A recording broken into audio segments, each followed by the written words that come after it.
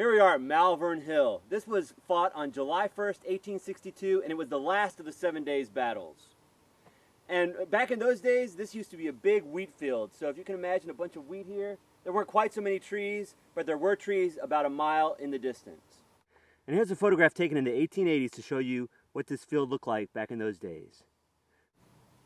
All right, we're now on the original battle line for the Union soldiers. So this cannon right here would be a Union cannon, and the Confederates were coming off of the tree line way down at the end of the battlefield. The Union had 40 cannons that looked just like this, firing on the Confederate positions down there. The Union came to this battle with 80,000 men. The Confederates down at the other end of the field had 70,000 men. Confederates would launch attack after attack from the tree line coming at the cannons. And the disappointing thing is not one Confederate soldier made it alive to the Union line.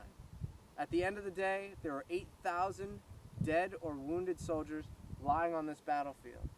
For those of you that can't picture what 8,000 people would look like, in the baseball stadium in downtown Richmond holds about 9,000 people.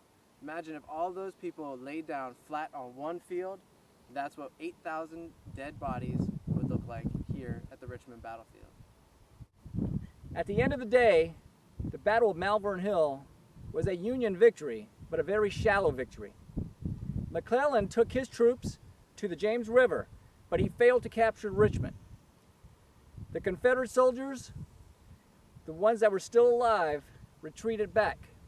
Because Lee could not hold his end of the bargain with victory, and because McClellan could not capture Richmond, that made the Civil War continue on for another 2 years, where these two armies would meet again at the Battle of Cold Harbor.